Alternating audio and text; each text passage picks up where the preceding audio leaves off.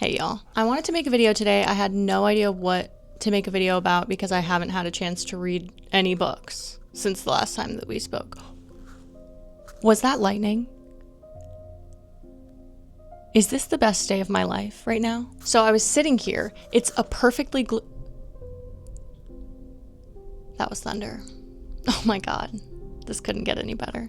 It's a perfectly gloomy, rainy spring evening right now. And I sat down at my desk to write, and then I thought, oh my god, I love this desk so much, and I think it's so cool, and it represents me so well. I wish I could share it.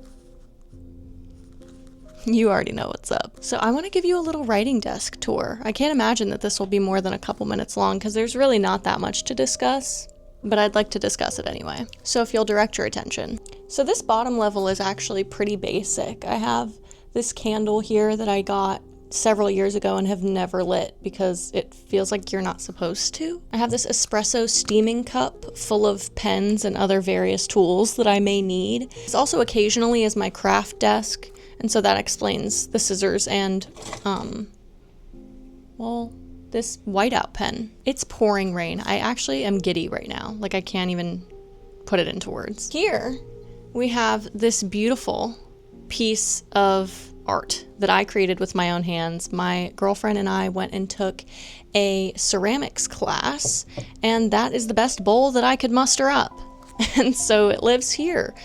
This used to have a couple more stickers in it. It was kind of just a catch-all for stickers, and now there's only one left, but it remains. Here on the right side of the desk, we have just a couple of National Geographics. Let me tell you about them. Well, first I'd like to mention that the things that are on this desk serve a very specific purpose.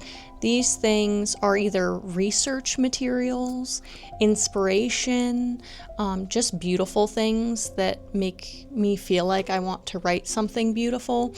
These National Geographics are in fact research materials for, do I say my novel? Is that crazy to say? That feels so vulnerable of me to say, but they're research materials for my novel. There, I said it. First up, we have the Journey of the Apostles, because that's awesome. Next, we have the real Jesus. Sick. And most importantly of all, we have the story of Mary, which I fully wrapped and gave to myself as a gift last Christmas. Here we have a little framed image of a swan. I'll be honest, the swan was in there when I bought this, and the plan was and still is for me to make my own painting to put in this frame, but I have not gotten around to it. And so the swan remains, and honestly, I don't have any problems with her being there. So here we have this vintage beeswax candle situation that was given to me as a gift. And I think it is so cool. I think there's something so mysterious and funky about it, and I'm obsessed with it. Up here, we start getting into my prized possessions. Let me move you closer. Here is a 3D printed bookend that I actually got off of Etsy that's like a horned demon kissing his beautiful wife, and I think that's just honestly sick. This is a rosary that my girlfriend found for me at an antique store, I believe, but it's actually gorgeous. Here we have a quill and some ink that I bought in Germany probably like 10 years ago. The quill is awesome because it has a dragon on it. Like, hello. And yes, I have actually written with that. Like, if that's the vibe, I will pick up a quill and a bottle of ink. That's not a joke. This little card here is actually an original print from an old man artist that I met in Charlotte, North Carolina. He was running an antique store out of his garage, if I remember correctly, and he sold his art there, and I thought that that was beautiful, and so I've had it for many years. And then this is where the secrets come in. This is actually a stack of journals and diaries and my writing journal, which is my prized possession, and you will never get to see the inside of it.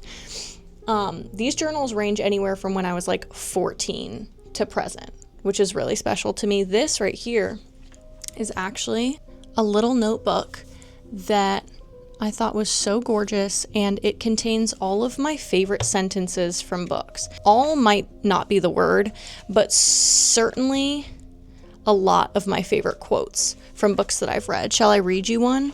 That's a good one. This one just says, "The silent cathedrals of melancholy crumble."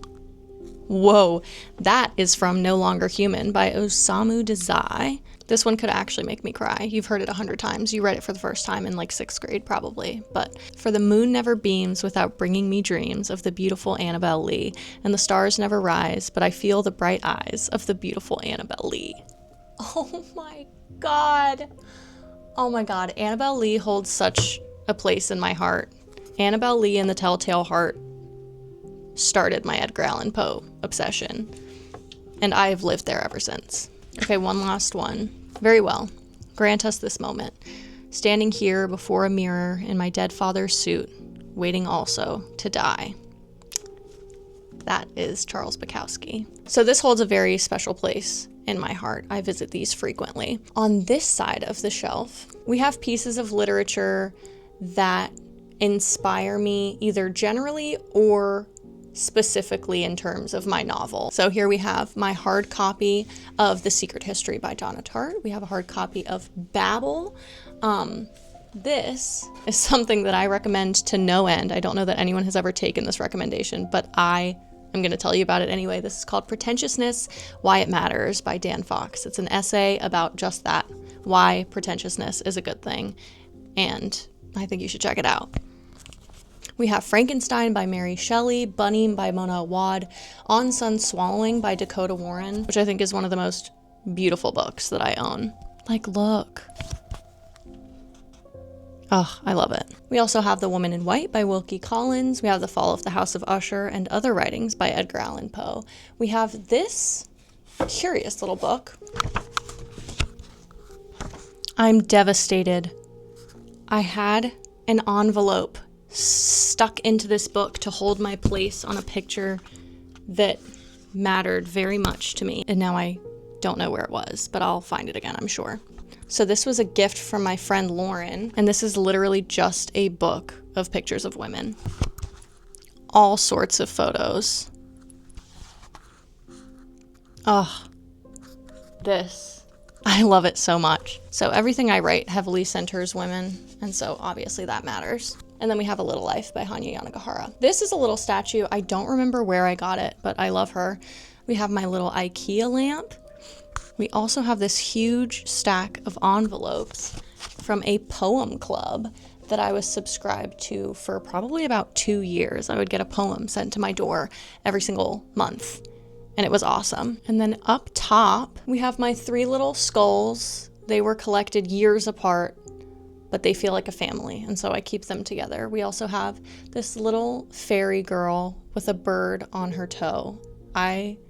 Something about looking at this makes me so emotional. I connect with her in such a deep way. Like, she inspires me. I don't know what it is. I have a couple taper candles up there. I have so many of them. If I run out, I have more. Don't worry. We also have my beautiful Monstera Thai constellation, as well as this Rhaphidophora tetrasperma that needs water. And then lastly, we have this beautiful ceramic piece that my uncle actually made. My uncle is a ceramicist, and I kind of want to look on the back and see when this was made. Hold on. Oh yeah, this was 2006. So I was 5 years old when this was made. This was actually a gift to my dad.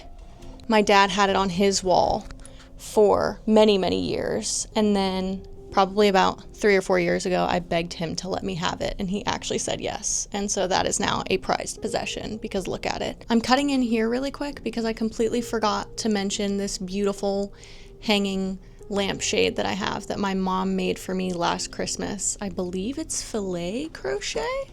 Question mark? I'm not sure, but that was genuinely the perfect addition to my desk space, and I treasure it. So, and that is my writing desk, folks.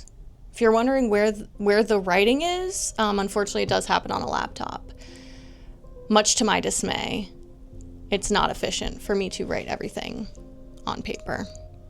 Much like I did when I was a child. I have many a short story written on paper from when I was a kid. But this felt very intimate, so thank you for joining me. I feel like I just shared a piece of my soul with you all, and also a lot of insight into my novel, which is crazy because I don't ever talk about it here. So I don't know. There's that.